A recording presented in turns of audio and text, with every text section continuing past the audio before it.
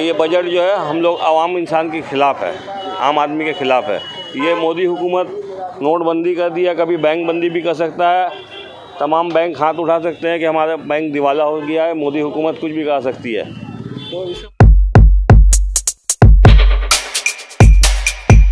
एक और साहब हैं, सर नाम बताइए। दामोदर अग्रवाल। दामोदर अग्रवाल जी हैं, इनसे हम बात करेंगे कि 2-3 महीना के बाद यहाँ चुनाव होने जा रहा है, तो आपको क्या लगता है कि किसकी सरकार होनी चाहिए, ममता बनर्जी की या बीजेपी की? ममता बनर्जी की होगी। ममता बनर्जी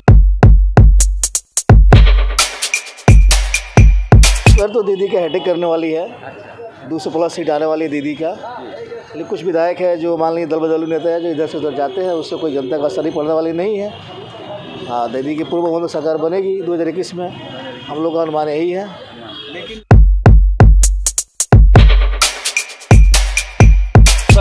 मोदी जी ने तो दावा किया था कि 15 लाख रुपया भी आएगा, तो वो दावा तो हुआ नहीं। और लोकसभा का बात है, वो तो आदमी सेंट्रल देख के वोट किया है। ये सरकार है हम लोग का 2021 का, तो इसमें सीएम का, तो सीएम के लिए दीदी इज़ बेस्ट।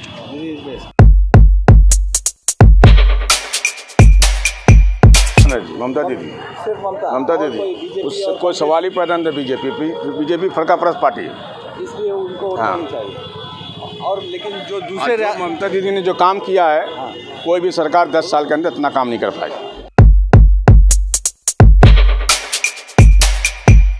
उनसे ज़्यादा मेहनती सीएम कोई भी आप उठा के देख लीजिए पूरे हिंदुस्तान में नहीं है। उनकी मेहनत, वो अकेला ही सारे जितने भी हैं सब सारे जमात पर बात है।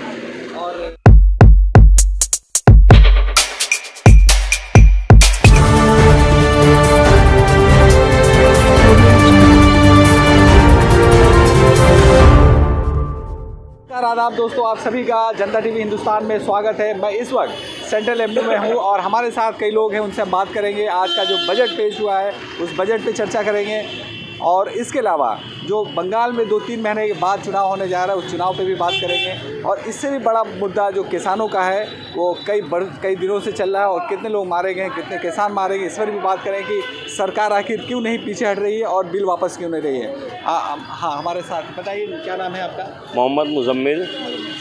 मुजम्मिल साहब, ये ज़रा बताइए, ऐसे घुर जाइए।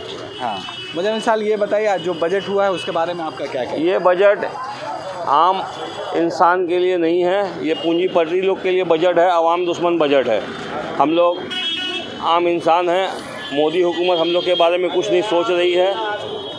इसके बारे में हम तमाम लोगों को चाहिए कि इस सारे देश में एक आवाज़ उठाना होगा हम लोगों को कि ये बजट जो है हम लोग आवाम इंसान के ख़िलाफ़ है, आम आदमी के ख़िलाफ़ है। ये मोदी हुकूमत नोटबंदी कर दिया, कभी बैंक बंदी भी कर सकता है, तमाम बैंक हाथ उठा सकते हैं कि हमारा बैंक दिवाला हो गया है, मोदी हुकूमत कुछ भी कर सकती है। तो इसका मतलब क्या है कि लोगों को बैंक में पैसा नहीं रखना चाहिए, वापस ले लेना चाहिए? देखिए, जो हालात है, इस हालात में आवाम से तो हम ये नहीं बोल सकते, मगर आवाम खुद समझदार है। जब नोटबंदी कभी रात को 8 बजे हो सकता है, जो भी कुछ होता है रात को 8 बजे होता है। आज जो वादा किया मोदी हुकूमत ने, कुछ वादा पूरा नहीं किया, बल्कि आम इंसान का जीना मुहाल कर दिया। देश के अंदर में फ़िरका परस्ती को बढ़ावा दिया गया, देश के अंदर में हिंदू मुसलमान की राजनीति की जा रही है और तरह तरह के साजिशें की जा रही है मुल्क को बंटवारा करने की। मगर हिंदुस्तान के अंदर में कुछ लोग चाह रहे हैं, मगर हमारा देश बहुत मजबूत है, हम तमाम लोग देश के साथ हैं और आइंदा दिन भी रहेंगे। और ये जो चुनाव होने जा रहा है पश्चिम बंगाल में, इस पर आपका क्या कहना है? बीजेपी बहुत ज़ोर लगा रही है, आपको क्या लगता है इस बार बीजेपी की सरकार आएगी? देखिए, बीजेपी की सरकार का तो सवाल ही पैदा नहीं होता, क्योंकि ये पश्चिम बंगाल है। पश्चिम बंगाल इतिहास गवाह है कि हमेशा से पश्चिम बंगाल में महावीर लोग पैदा हुए हैं। रविंद्रनाथ ठाकुर, स्वामी विवेकानंद और भी बहुत सारे बंगाल के अंदर में हस्तियां पैदा हुई हैं। बंगाल की मिट्टी इतनी नरम नहीं है जो बीजेपी को यहाँ पर ही जगह मिलेगा। तो आज बीजेपी जिस तरह का भी कोशिश कर ले, तो जोर की राजनीति में बीजेपी बहुत माहिर है। रुपए नोटबंदी करके पूरा हिंदुस्तान का पूरा रुपया अपने पास रख लिया है। आज हम लोग देख रहे हैं कि आम इंसान खाने को परेशान है, 2 वक्त की रोटी नहीं नसीब हो रही है। आप मोदी हुकूमत देश के अंदर में कई हज़ार करोड़ रुपया खर्च करके देश का पार्लियामेंट, दूसरा पार्लियामेंट बनाया। और जैसा कि और ये आपके एक और आ रहे हैं हैदराबाद से, अवैसी साहब है, फिर भाईजान है, और दूसरी तरफ कांग्रेस CPIM है। तो आपको क्या लगता है कि इतने तमाम प्लेयर रहने के बावजूद भी ममता बनर्जी निकलेगी? देखिए, ममता बनर्जी एक काम है। ममता बनर्जी ने पश्चिम बंगाल को दिया है। आज ममता बनर्जी का कई प्रोजेक्ट चल रहा है जिससे आम इंसान जो मगरबी बंगाल के हैं, ममता बनर्जी ये नहीं बोलती कि हम हिंदू को दे रहे ना मुसलमान को दे रहे, ये आम इंसान को दे रहे जो बंगाल के अंदर में जो रहते हैं, रोज़ खट के खाते हैं। आम इंसान को कन्याश्री है, रूपश्री है, अक्षयश्री है, खाद्य साथी है, स्वास्थ्य साथी है। ममता बनर्जी का बहुत सारा प्रोग्राम है, बहुत सा चल रहा, नौजवानों के लिए चल रहा है, बुज़ुर्गों के लिए चल रहा है, बहुत सारी सरकारी स्कीम है। तो ममता बनर्जी काम कर रही, काम के आधार पे पश्चिम बंगाल का आवाम इतना बेवकूफ़ नहीं है जो बीजेपी को लाएगा। बीजेपी को क्या किया, देश के अंदर में क्या किया, आवाम देख रहा है। और ये लोग MIM, OSC जो है, ये लोग तो कोई बंगाल में ये सब क्या होता है, जब सर्दी का मौसम आता है तो बहुत से पंछी आते हैं एक जगह से दूसरे जगह। तो अभी यहाँ पर ये लोग पंछी आए हैं, थोड़ा सा मज़ा लेंगे, चले जाएंगे।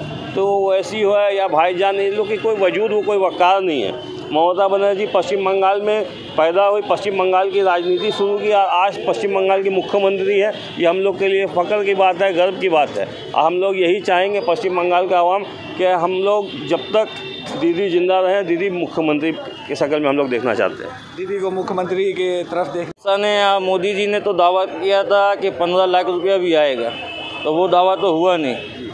और लोकसभा का बात है, वो तो आदमी सेंट्रल देख के वोट किया है। ये सरकार है हम लोग का 2021 का, तो इसमें CM का, तो CM के लिए दीदी इज़ बेस्ट है। आपके किसानों का उस पर आप क्या है? देखिए, किसान का मामला जो है, ये किसान का मामला नहीं है, ये आम इंसान का मामला है। आम इंसान इससे जुड़ा हुआ है। किसान अगर उसको सब्सिडी नहीं मिलेगा, किसान आवाज़ के ख़िलाफ़ में जो साजिश चल रहा है, ये मोदी हुकूमत, इसके हिमायत में सारा देश है। देश हमारे दीदी भी हैं, हम लोग भी हैं, आम इंसान हैं। क्योंकि आम आदमी की लड़ाई है, ये सिर्फ किसानों तक महदूद नहीं रहेगी। अभी इसको सस्पेंड बोल के टाल दिया जा रहा है। अगर बैकफुट में आएगा मोदी हुकूमत, अगर इसको बिल को विड्रॉ करेगा तो कहीं का नहीं रहेगा, उसको भी मालूम है, इसलिए इसको सस्पेंड में डाल दिया गया। क्या अभी हम लोग देखते का माने उसको भी मालूम है कि ये मामला इतना आसान नहीं है। तो ये हुकूमत हर लिहाज से, बीजेपी की हुकूमत जो केंद्र सरकार में जो है, हर लिहाज से फेलियर है। हम लोग देख रहे हैं GDP कहाँ से कहाँ पहुँच गया। और आम आदमी हो या हमारे पूरे दुनिया के अंदर में जो हमारे मुल्क का जो चेहरा को ये लेके गया है मोदी हुकूमत, तो इसके ख़िलाफ़ में हम आम इंसान को, मोदी जी के ख़िलाफ़ में हम लोग हैं और रहेंगे। बहुत शुक्रिया मुजम्मिल साहब हमारे साथ बातचीत करने के लिए, हमको बुलाइए। और आपने सुना कि यहाँ बंगाल में बीजेपी जितना भी कोशिश कर रहे हैं वो कामयाब होने वाली नहीं है। जैसा कि मुजम्मिल साहब ने कहा, उन्होंने ये भी कहा कि सरकार को चाहिए कि वो जो किसानों का बिल है वो वापस ले ले। और बजट के बारे में कहा कि सरकार जिस तरह से नोटबंदी की है, हो सकता है बैंक बंदी कर दे, यानी बैंक के पैसे हैं वो ले। हमारे साथ एक और सज्जन है, उनसे भी बात करेंगे। सर, आपका क्या नाम होगी? सदाब आलम। सदा साहब, ये बताइए कि बंगाल में बहुत जल्द चुनाव होने वाला है, तो आपको क्या लगता है यहाँ किसकी सरकार होगी? यहाँ ममता बनर्जी को छोड़कर और कोई है ही नहीं। ये अफवाहें हैं, बहुत सारे लोग बोलते हैं, लेकिन उन्होंने जितना मेहनत किया है, हर चीज़ फराहम किया है। अब देखिए, बच्चे से लेके बूढ़ा तक को हर चीज़ मिलता है, बेवाओं को पेंशन भी मिलता है, हर चीज़ है यहाँ पे। और काम तो दिख ही रहा है, मेडिकल इतना अच्छा कर दिया है।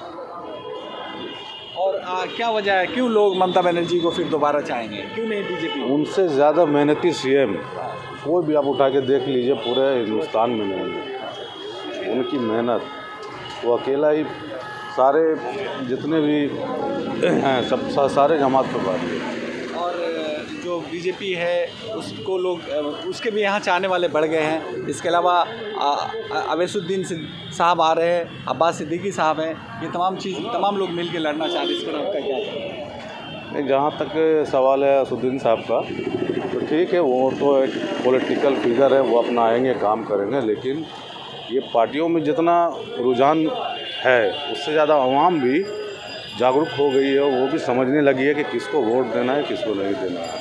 तो आपको लगता है कि इस बार भी लोग ममता बनर्जी को ही चुनेंगे? 100%। और हमारे हमारे साथ एक और साहब हैं, बहुत शुक्रिया आप मेरे साथ बातचीत करने के लिए। और हमारे साथ एक साहब हैं, उनसे भी हम जानेंगे कि बंगाल में जो चुनाव होने जा रहा है ये किधर जाएगा। भाई बताइए आपको क्या लगता है? ममता बनर्जी, ममता दीदी, सिर्फ ममता और दीदी, कोई बीजेपी उससे और कोई सवाल ही पैदा नहीं। बीजेपी फर्काप्रस्त पार्टी है, इसलिए उनको वोट हाँ। नहीं चाहिए। और लेकिन जो दूसरे और जो ममता दीदी ने जो काम किया है, कोई भी सरकार 10 साल के अंदर इतना काम नहीं कर पाएगी। जैसे क्या काम उन्होंने ये सारे पूरे रोड का मामला हुआ, रास्ता का मामला, सफाई का मामला हुआ, औरतों का जो भी स्कीम वगैरह, सारा स्कीम वगैरह सब उन्होंने किया, वरना कोई नहीं कर पाएगा। तो यहाँ लड़ाई सिर्फ बीजेपी से नहीं है, यहाँ लड़ाई सीपीएम कांग्रेस से भी है और भाईजान से भी है और ओवैसी से भी, भाईजान से हो या किसी से भी हो, मगर विन पार्टी टीएमसी हर हाल में। हर हाल में 100% टीएमसी जीतेगी। क्या नाम हो क्या? मोहम्मद मंजूर आलम। मोहम्मद मंजूर आलम साहब का कहना है, वहीं रहिए, मोहम्मद मंजूर आलम का कहना है कि यहाँ जो भी कर ले बीजेपी, जितनी भी कोशिश कर ले, दूसरी पार्टियां भी कोशिश कर ले, लेकिन जीतेंगे ममता बनर्जी। हमारे साथ एक और भाई, आप वहीं रहिए भैया, क्या नाम हो गया आपका? MD मुबस्सर। मुबस्सर साहब बताइए कि यहाँ 2-3 महीने के बाद चुनाव है और एक आप जैसा कि जानते हैं कि बीजेपी भी बहुत जोर लगाई हुई है और भी दूसरी पार्टियां हैं, तो आपको क्या लगता है कौन पार्टी जीतेगी इस बार? किसकी सरकार होनी चाहिए? होगा तो दीदी का सरकार, क्योंकि दीदी ने काम किया है ऐसा, और दीदी का काम से वोट मिलता है। काम से ही मिलता है जी। तो आपको लगता है ये जो बीजेपी वाले हैं वो फेल हो जाएंगे? एकदम 100 में 100 फेल है वो लोग। हाँ, और दूसरी जो पार्टी है कांग्रेस सीपीएम, उनका क्या कहना? उससे कुछ नहीं होता है। दीदी का जनता साथ में है, काम देख के दीदी को वोट मिल रहा है। काम देखे जी। लेकिन आपने देखा कि बीजेपी को लोकसभा में 18 सीटें मिली थी और अमित शाह ने दावा किया है कि 200 सीट इस बार जीतेंगे विधानसभा में, तो आपको क्या लगता है? अमित शाह, तो आपको लगता है कि इस बार भी दीदी आएगी? इंशाअल्लाह हम लोग कोशिश करेंगे वही लाएंगी। अगर जनता ने चाहा तो दीदी आएगी, मोदी जी चाहेंगे EVM के जरिए तो मोदी जी आ सकते। तो आपको शक हो रहा है EVM में? जी।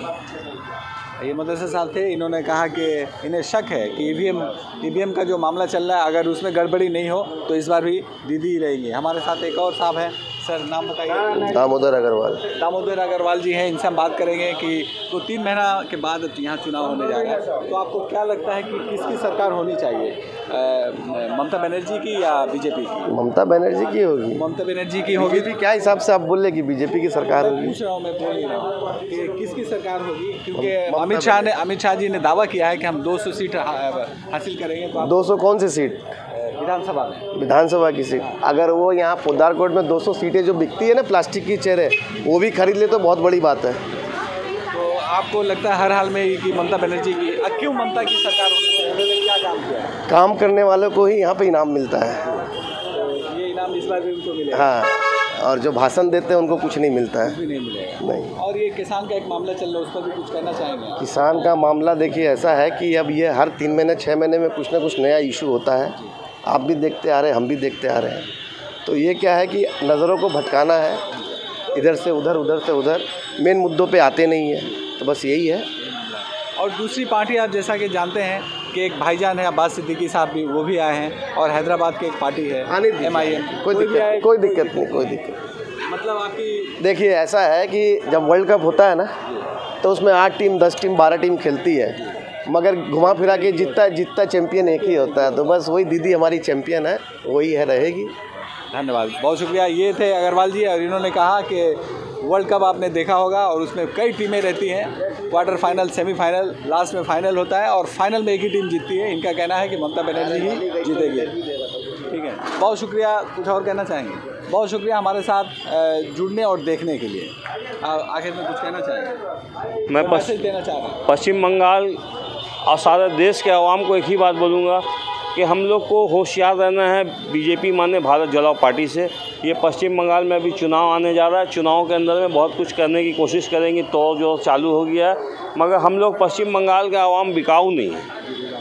हो सकता है नेता बिकाऊ हो सकता है, मगर आवाम बिकाऊ नहीं है, इतना हमको मालूम है। पश्चिम बंगाल का माटी बहुत सख्त है और इसमें वही रिज़ल्ट होगा जो काम करेगा। हम लोग ने बहुत कुछ देखा है दीदी के अंदर में। दीदी आम इंसान के दुख सुख में खड़ी रहती है। अभी कोविड-19 का टाइम में भी हमने देखा, बहुत से CM को देखा, सब अपने घर में थे, मगर दीदी रास्ते में थी, आम इंसान के साथ थी। चाहे कोई भी मामला हो, अनाज का मामला हो, चाहे कोई भी मामला हो, इलाज का मामला हो, दीदी हर वक्त साथ थी और हैं और रहेंगी, यही हम उम्मीद करते हैं। बहुत बहुत शुक्रिया, धन्यवाद। हमारे साथ एक और साहब है, आप ऐसे रखें, मैं पूछ रहा हूँ। अच्छा, आपको क्या लगता है अगर 2 महीना 3 महीना बाद विधानसभा का चुनाव हो, जो स्थिति बनी हुई है, आपको क्या लगता है लोग किधर जाएंगे? इस बार तो दीदी का हैट्रिक करने वाली है, 200+ सीट आने वाली है दीदी का। लेकिन कुछ विधायक है जो मान लीजिए दल बदलू नेता है, जो इधर से उधर जाते हैं, उससे कोई जनता का असर नहीं पड़ने वाली नहीं है। हाँ, दीदी की पूर्व में सरकार बनेगी 2021 में, हम लोग का अनुमान यही है। लेकिन आपने देखा कि वो लोग जा रहे हैं जो पावर में थे, जैसे राजीव बनर्जी, वो एमए, ये लोग क्यों जा रहे हैं आखिर? मंत्री लोग क्यों जा रहे हैं तो हम लोग सोच रहे हैं, लेकिन फिर भी जहाँ दीदी खड़े रहेगी वहाँ कितना मंत्री आएंगे जाएंगे और मंत्री बनेंगे। हमें और जीत के आएंगे मंत्री। मेरा संजय यादव नाम हुआ, संजय यादव नाम मेरा हुआ। संजय यादव ने भी कहा कि लोग आएंगे जाएंगे, लेकिन यहाँ तीसरी बार बीजेपी ममता बनर्जी रहेगी और हैट्रिक करेंगे। लोगों से कोई अपील करना चाहेंगे तो आप कर सकते हैं। हाँ, मैं जनता से अपील कर रहा हूँ कि किसी के बहकावे मत आए। या MI आने वाले हैं, या एक रिद्धि सिद्धि पार्टी बनाए हैं, या कांग्रेस और CPM गठबंधन बन रहे हैं, ये सब वोट कटवा है। ये लोग सब यहाँ पर वोट कटवा के भागे वो मन जाए। सीधी लड़ाई बीजेपी और दीदी में है, तो दीदी तो 200+ आ रही है सीट लेकर। और एक तरफ बीजेपी भी दावा कर रही है कि उसे भी 200 सीट मिलने वाली है। नहीं, बीजेपी को तो कुछ खाता भी खोलने वाला इस पर नहीं है। तो ये यादव जी थे, और आपने सुना कि यादव जी ने क्या कहा कि यहाँ वोट कटवा। इन्होंने कहा कि जो हैदराबाद से जो पार्टी आ रही है या और भी दीगर पार्टी है वो तमाम जाके वोट, हाँ, जैसे जिस तरह बिहार में MIOC ने जाके RJD को वोट काट लिया, वहाँ बीजेपी की बेनिफिट दे दी है। तो बीजेपी के B टीम है उसी जो जाते हैं मुस्लिम फंड लेके जाके अपना संगठन करके अपना वोट काटते हैं। तो इन्होंने ये बता भी दिया कि इनका क्या रोल है। बिहार में आपने देखा है, चुनाव हुआ था वहाँ, और अवैसी साहब ने वहाँ अपने कैंडिडेट दिए थे और वोट काट दिए थे, जिससे RJD सत्ता में जाते जाते रह गई, कुछ सीटों से हार गई है। और ये भी कहा जा रहा है, जैसा कि इन्होंने कहा है। बहुत शुक्रिया हमारे साथ जुड़ने और बातचीत करने के लिए।